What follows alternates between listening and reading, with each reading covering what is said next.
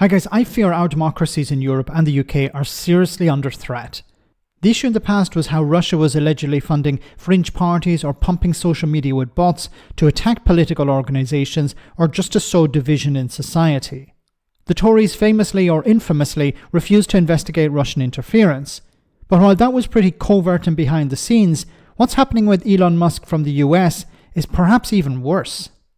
You have an unelected official within the future Trump administration seeking to undermine a democratically elected government.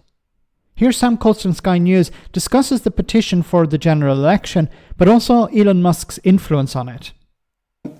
Last week, a publican, Michael Westwood, last Wednesday, started a petition. Now, he said he wants another general election because, in his words, the current Labour government have gone back on the promises they laid out in the lead up to the general election. You can see it up there. It's very straightforward. Anybody can do it. You just go onto the Parliament website. It means almost nothing, but nevertheless, some people like to engage on this. If it passes a certain threshold, there needs to be a debate, but broadly speaking, it very rarely actually changes government policy. And that was all fine until 5 o'clock last night. And by that point, it had got about 1 million signatories. And there were many millions of people who didn't vote Labour or voted for an opposition party. Then Elon Musk intervened. And I think we can see what he wrote last night. And he said, the people of Britain, took to his own platform X, the people of Britain have had enough of a tyrannical police state, and quote tweeted somebody who was linking to that petition. At which point, whoosh, over the last 24 hours, the number of people who have signed that petition has more than doubled. When I checked, it was just shy of about 2.4 million people, up from the million at 5 o'clock last night. And, you know, this puts it in the territory of news stories. And Keir Starmer on ITV was asked about it earlier today. And he said, look, I'm not terribly surprised that there are people who want to get rid of me, but that's just not how our system works. There's not going to be a general election. But it's quite a moment. And he's really interested in Keir Starmer, Elon Musk, right? You know, he tweets quite a lot about what's going on in the UK. Increasingly, he has got a very political focus on Britain and particularly the Labour government, whether it's tweeting about Tommy Robinson, asking why he is in jail. He's, of course, the far-right activist. He was saying, why is he in prison for 18 months? Well, there's a very straightforward answer. He was jailed last October for contempt of court after he filmed the inside of a trial and called defendants Muslim child rapists while a jury was deliberating. That's why he's in jail. This man is questioning that. And do you know what, Sophie?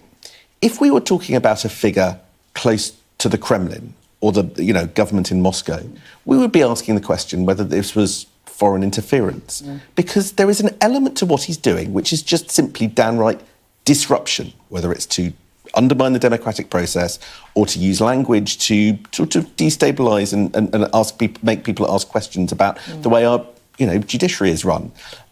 Because he is linked to an ally of ours, Donald Trump, the incoming US president, there is very little appetite in government, as far as I can detect, and I have been searching around, to really ask difficult questions about what this means and whether it's that much of a problem. But in the weeks and months to come, Keir Starmer might find it is. Yeah, that's certainly... My goodness, this is scary stuff.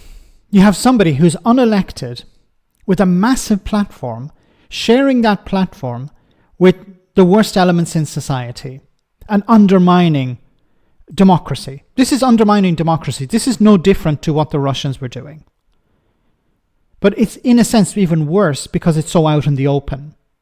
See, Elon Musk doesn't know about Keir Starmer. I don't think he understands the British electoral system. He doesn't understand the judiciary system in the UK. He doesn't understand a lot of these things. But it's not that he understands or he doesn't understand. It's that he's amplifying voices.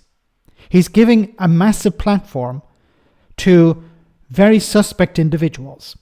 And he's been doing it, for example, with Nigel Farage and Tommy Robinson here. Now, what is his goal? I don't know. Maybe it's to sow division. Maybe it's to bring down governments. He's a narcissist. He thinks he has all this great power. But once again, I don't think he actually understands the things that he's retweeting or the things that he's amplifying. He just wants to create problems. But as was pointed out, if this was the Russians, well, you could try and formulate some sort of response to it. But this is supposed to be an ally. And the ironic thing about all of this is just a few weeks ago, we had the likes of Nigel Farage and others demanding that the British government apologise to Donald Trump because a few Labour campaigners went to campaign for, Labour members went to campaign for Kamala Harris, or for some statements about Donald Trump in the past. And you have an unelected official within Donald Trump's future administration interfering in other democracies, amplifying sinister voices in those democracies. For what end? We'll have to wait and see. How do we respond to this? I don't know. I think one way is individuals moving away from his platform. So just allow him to be stuck in an echo chamber where he's just amplifying the same people who already agree with him, and he doesn't really go beyond that. But he's the richest man in the world. He has massive influence. And I'm not sure how we can truly counter that, especially governments. Let me know in the comment section, guys, what you think. As always, your comments are greatly appreciated. Thanks a lot.